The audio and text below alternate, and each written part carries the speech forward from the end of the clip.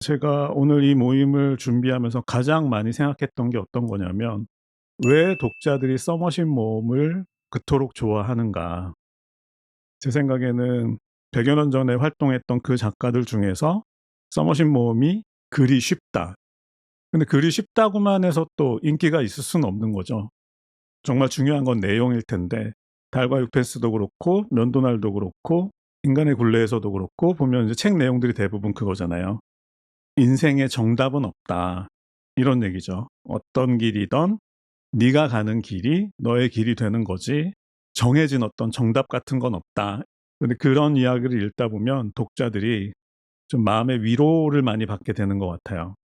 써머신 모험의 글들은 계속해서 실패를 하죠. 실패를 하면서 되게 좀 위험한 상황에 처하기도 하고 또 자기 자신에게 실망하기도 하고 근데 그런 과정을 거치게 되는데 거기서 인제 작가의 목소리가 들리죠. "괜찮아. 네가 경험한 그 실패들이 네 인생의 실패를 의미하는 게 아니야. 오히려 진정한 너를 만들어 주는 과정일 수도 있는 거야. 실패하면서 자신의 길을 찾아가는 거야." 이런 메시지가 담겨 있기 때문에 독자들이 써머신 모험의 글을 좋아하는 것 같습니다. 작가 소개도 잠깐 해 볼게요. 1874 년에 태어났고 1965 년에 세상을 떠났습니다. 영국인이죠. 영국 작가인데 아버지가 당시에 프랑스 주재 영국 대사관의 대사의 고문 변호사였다고 합니다. 그래서 프랑스에서 태어난 거죠, 서머신 모험은. 태어나서 프랑스어를 배우면서 자랐는데 그런데 인제 부모님이 일찍 돌아가신 거예요. 그래서 10살 땐가 그 영국의 시골 캔터베리라고 하는데 그 시골에서 사제로 있던 백부의 집에 맡겨지게 된 거죠. 그래서 백부의 집에 맡겨졌다가 기숙학교에 들어갔는데 그런데 인제 서머신 모험은 프랑스어를 배우고 자란 아이였는데 기숙학교에 들어가니까 영어를 잘 못하니까 이렇게 말을 좀 많이 더듬었나 봐요. 영어를 잘 몰라 가지고. 그래서 기숙사에서 좀 놀림을 많이 받았나 봅니다. 그러니까 말 더듬증 때문에 굉장히 놀림을 많이 받으면서 고생을 많이 했고 그래서 내적인 성향의 인물로 성장을 했다고 해요. 그러다가 인제 기숙학교를 중퇴하고 독일로 한 1년 정도 유학을 갔다 와서 처음에 인제 공인회계사 준비를 하다가 안 맞아 가지고 다시 인제 의학교로 다시 돌아서 의학교를 졸업하고 의사 면허를 딴 다음에 곧바로 작가가 된 케이스죠. 그러니까 어린 시절에 부모님이 돌아가시고 영국 시골에서 사제로 있던 백부의 집에 맡겨지고 기숙학교에서 놀림을 당하고 독일 유학을 갔다 오고 공인회계사 준비를 하고 의학교를 다니고 의사가 되는 이 과정까지가 그대로 인간의 굴레에서의 반영이 돼 있는 거죠. 그래서 이 책은 흔히 말하는 자전 소설이라고 하는 거죠. 몇 가지 상황이 달라진 건 있지만 서머신 모험이 어떤 과정을 거쳐서 작가가 되었나를 말하는 그런 책이라고 볼 수도 있다. 근데 결론은 다릅니다. 서머신 모험은 의학교를 졸업하고 작가가 되었지만 이 인간의 굴레에서의 주인공은 시골 마을의 의사가 되는 걸 선택하는 그런 차이가 좀 있는데 전체적으로는 깨달음을 얻어가는 과정은 공유되고 있는 것 같다. 제 생각에 이 책의 가장 큰 매력은 나를 구속하는 굴레가 저주가 아닌 축복이 되는 과정이라는 걸 설명하는 그것을 감상하는 게 이 책의 가장 큰 매력인 것 같습니다.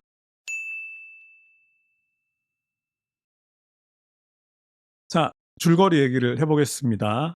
기본적으로 어떤 소년이 성장하는 이야기다라고 생각하시고 그 소년이 성장하는 과정에서 굴레들을 하나씩 통과하는 과정을 중심으로 성장하는 이야기를 한번 살펴보겠습니다.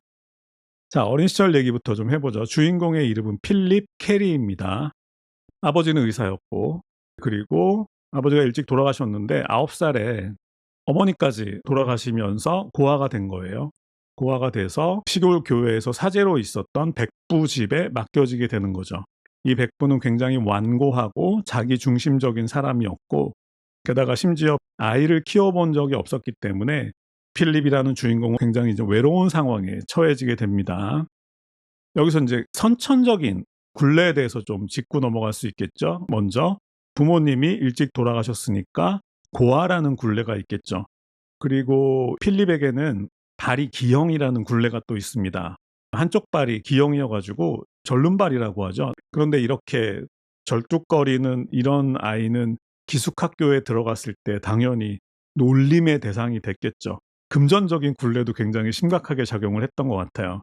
필립의 아버지는 굉장히 잘 나가는 의사였지만 돈을 모으기보다는 화려한 삶을 즐기는 사람이었고, 그리고 어머니도 이 필립을 굉장히 사랑하긴 했지만 자신이 세상을 떠났을 때 아들한테 더 중요한 것이 어머니와의 추억이 아니라 유산의 액수라는 걸 어머니도 미처 생각을 못했던 거죠.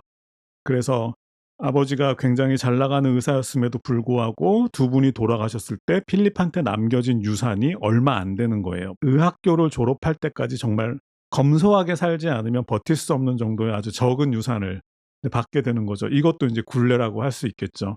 고아라는 굴레, 불구라는 굴레, 그리고 적은 유산이라는 이 굴레에 갇혀 있는 필립의 이제 이야기가 시작이 되는데, 처음에 이제 기숙학교부터, 모든 교양 소설은 기숙학교로 시작을 하니까 일단 불구라는 이유 때문에 굉장히 놀림을 많이 받았겠죠. 그래서 그렇게 하도 놀림을 받다 보니까 이 필립은 이제 상대적으로 겉으로는 감정을 드러내지 않고 내면 세계를 다지는 그런 성향으로 성장을 하게 되었고, 굉장히 감수성도 예민해졌겠고, 혼자 있는 시간이 많으니까 책을 많이 읽었겠죠. 그렇게 자기 내면으로 집중하는 그런 성향을 갖고 있다 보니까 성적이 굉장히 좋았는데, 그 주변 사람들이 전부 다 그러면 장학금을 받고 옥스퍼드 대학에 들어가서 옥스퍼드 대를 나와서 사제가 되는, 네, 그런 이제 희망을 품은 거죠, 이 필립한테. 그리고 본인도 그게 이제 최선의 길이라고 생각을 했었는데, 근데 그러다가 중간에 포기를 하게 됩니다. 대학 진학을. 절름발이 사제의 모습을 좀 상상하기도 좀 힘들었던 것 같고, 그리고 또 반항심도 있었겠죠. 그러니까 스스로의 힘으로 자신의 길을 한번 찾아보고 싶다 해서 이제 사제가 되는 걸 포기하고 이제 학교를 그만두고 독일로 떠나게 되죠. 그리고 1년이 지나서 다시 돌아옵니다, 영국으로. 영국으로 돌아와서 공인회계사가 되려고 준비를 해요. 1년 정도 공부를 했는데 그게 이제 자신하고는 도저히 맞지 않는다라고 생각해서 그다음에 이제 파리로 유학을 갑니다. 미술학원에서 계속 공부를 하면서 다른 화가 지망생들하고 교류를 하게 되는데, 근데 이 필립은 그림에 대한 어느 정도의 재능은 있었지만 천재는 아니었던 거죠. 이것도 하나의 굴레일 수 있는데, 어쨌든 위대한 화가가 될 만한 재능을 가지고 있지는 않았지만, 하지만 머리는 좋았기 때문에 진짜 예술가의 영혼을 가진 사람들의 이야기를 또 이해할 능력은 됐던 거죠. 네, 그런 것들을 통해서 일종의 또 성장을 했던 건데, 대표적인 인물 두 명만 좀 언급을 해보자면, 처음에는 미스 프라이스라는 사람이 있습니다. 이 여성은 재능은 없는데 이렇게 생각하는 거죠. 그러니까 노력이 재능을 이긴다. 노력이 천재를 만든다. 그러니까 자신이 재능이 있고 없고를 떠나서 내가 누구보다 열심히 노력한다면 나는 위대한 화가가 될 수 있어라고 믿는, 뭐 비참한 최후를 맞게 되는데, 이 미스 프라이스라는 사람을 보면서 필립은 이제 깨달음을 얻게 되는 거죠. 노력이 천재를 만들어 주지는 않는구나라는 걸 이제 차갑게 받아들이면서 뭔가 나중에 다른 선택을 하게 되는 거고, 그다음에 이제 크론시오라는 이름의 시인이 있는데, 아까 말씀드렸던 그 페르시아 양탄자를 선물했던 이 크론시오라는 사람은 파리에서 공부하고 있는 영국인 예술가 지망생들의 정신적 지주 역할을 하던 사람이었는데, 이 크론시오한테 필립이 인생의 의미가 무엇입니까? 라고 물었을 때 그것은 네가 스스로 깨달아야 하고 하면서 페르시아 양탄자를 선물해 주는 역할을 하죠. 자, 어쨌든 자신에게 보통 이상의 재능이 있지는 않다라는 걸, 네, 냉정하게 받아들인 필립은 화가가 되는 걸 포기하고 다시 영국으로 돌아옵니다.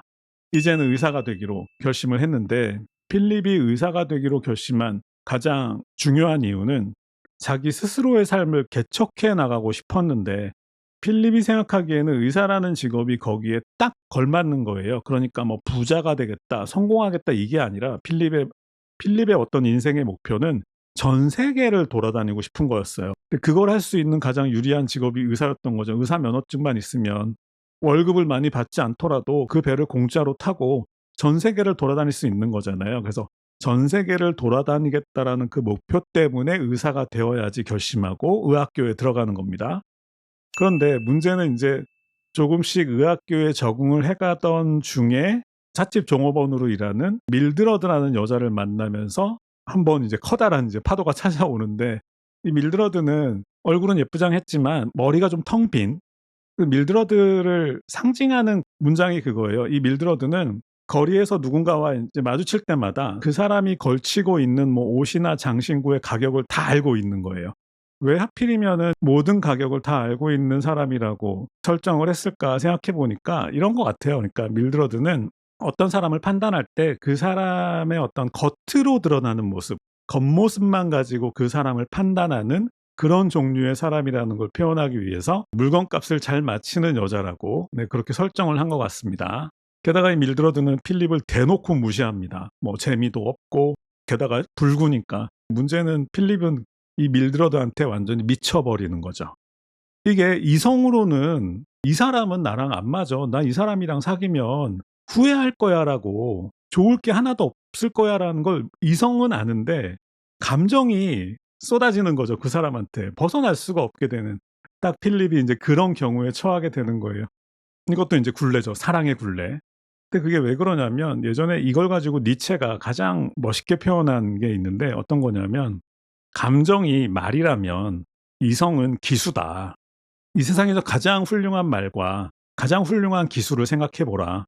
근데 가장 훌륭한 말이라 할지라도 한 번씩 미쳐 날뛸 때가 있대요. 그러면 그 어떤 기수도 그 말을 달랠 수가 없답니다."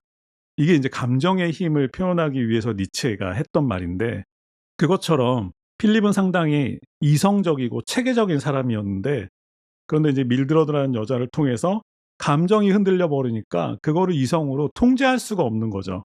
네, 이성적으로는 그게 말도 안 된다라는 걸 알면서도 자기도 어쩔 수 없이, 여러분들도 그런 경험이 있으실 텐데, 그렇게 빠져들어서 결국은 얼마 안 남은, 네, 유산도 거의 다 날리고, 그런 상태에서 그걸 복귀해 보려고 증권에다가 투자를 했다가 또 다 날려먹고, 네, 이런 상황까지 인제 처하게 되는 거죠. 완전히 바닥으로 떨어지는 게 되는 거죠. 감정 앞에서는 그 어떤 이성적인 인간도 맞서 싸울 수 없다라는 걸 또 깨닫게 되는 건데, 어쨌든 그래서 그렇게 바닥까지 떨어진 필립은 돈도 인제 한 푼도 없는 상태에서 노숙을 하다가 결국은 겨우겨우 옷가게의 종업원으로 취직을 하게 됩니다. 막 6 사람이 한 방에서 자야 되고 아주 질이 좋지 않은 식사를 해야 되고, 먹이고 재워 준다라는 핑계로 급여도 굉장히 적게 주고, 그런 굉장히 자존심 상하는 상황에 이제 처하게 됐던 거예요. 근데 이 상황에서 필립은 의학교를 졸업하려면 1년 반 정도가 남았는데, 그 1년 반 정도의 학비하고 생활비를 마련하려면 방법이 하나밖에 없는 거예요. 백부가 돌아가시는 건데, 머릿속으로 인제 혼자 생각하는 거죠. '백부는 언제 돌아가시나. 빨리 돌아가셔야 그래도 그 몇 푼 안 되는 유산이라도 받아야 자기가 의학교를 졸업할 수 있으니까.' 그래서 백부가 죽기만을 바라는데, 그것 또한 인제 자신한테 황당한 거죠. 왜냐하면 필립은 그렇게 비열한 사람은 아니었는데, 뭔가 물리적인 궁핍, 이것 또한 굴레로 작용하는 거죠. 물리적인 궁핍이 사람을 얼마나 저열하게 만드는지를 또 깨닫게 되는 겁니다. 자, 이렇게 바닥까지 떨어지다가 그런 상황에서 이제 문득 페르시아 양탄자의 비밀을 깨닫게 되는 겁니다. 페르시아 양탄자를 그 크로쇼라는 시인이 나한테 선물해 줬던 이유가, '아, 결국은 인생에는 아무런 의미가 없다.'라는 말을 하기 위해서였구나. 그러니까 직조공이 양탄자의 정교한 무늬를 짜면서 자신의 신미감을 충족시키려는 목적 외에 다른 생각을 갖지 않듯이, 인생도 마찬가지다. 그때그때 나에게 벌어진 사건들이 하나의 무늬가 되어서 결과적으로 나의 인생이라는 양탄자 하나가 만들어진 것뿐이지, 뭔가 의도적이고 또 목적론적인 어떤 그런 세계관은 존재하지 않는구나라는 걸 이제 깨닫게 되는 거죠. 만약에 인생에 의미가 없다면 그것을 두려워할 필요도 없는 거잖아요. 그러면서 필립은 그제서야 자신에게 일어나는 모든 일을 중립적으로 바라볼 수 있는 시선을 갖게 되는 겁니다. 고통은 그것을 관찰하기 시작하는 순간 고통이기를 멈춘 거죠. '아, 내가 지금 이런 상황에 처해서 이런 식의 고통을 받고 있구나.'를 중립적으로 바라보기 시작하면서 이제 깨달음을 얻게 되는 거죠. 또 필립은 거기서 한 발 더 나아가서 '나를 그렇게 중립적으로 바라볼 수도 있다면 타인 또한 그렇게 바라볼 수 있다.' 그러니까 뭐 사람마다 다 장점이 있고 다 단점이 있는데, 그래도 단점보다는 장점을 쪼끔 더 크게 보려고 노력하다 보면 세상 사람들을 쪼끔 더 편한 시각으로 바라볼 수 있게 되는 것 같다. 그러니까 악인도 뭐 연민의 시선으로 바라볼 수 있게 된다라는 걸 깨달은 거죠. 자, 결론을 말씀드리자면 어쨌든 해피엔딩입니다. 결국 이제 백부가 돌아가셔 가지고 그 유산을 가지고 네, 의학교를 졸업하고 의사 면허를 따는 데 성공을 해요. 그런데 아까도 말씀드렸다시피 필립이 네, 의사 면허를 그렇게 악착같이 따려고 했던 이유는 세계를 돌아다니고 싶다라는 욕망 때문이었잖아요. 그런데 의사 면허를 딴 순간 그것도 또 하나의 어떤 의미의 굴레라는 걸 깨닫게 되는 거죠. 내 의지대로 뭔가를 짜려고 하는 그것 자체가 나에게 굴레가 되는구나. 그걸 깨달으면서 이제 마침내 모든 굴레에서 벗어나게 되는 거죠. 마침내는 자신이 불구라는 사실에서도 자유로워지게 되는데 결국은 자신이 태어날 때부터 불구라는 사실 때문에 굉장히 살면서 많은 고통을 받았다고 생각했지만 반면에 자신이 불구였기 때문에 내적인 성장을 그만큼 더 할 수 있었고 또 아름다움에 대한 아주 예민한 감수성도 가질 수 있었고 또 예술과 문학에 대한 열정도 키울 수 있었다. 몸이 불편한 사람이든 아니면 마음이 불편한 사람이든 사람들은 누구나 자신만의 굴레가 있기 때문에 이제 마지막에 주인공은 그 모든 것들을 깨닫고 그들 모두를 연민의 시선으로 바라볼 수 있게 되었다. 여기까지 하겠습니다. 수고하셨습니다.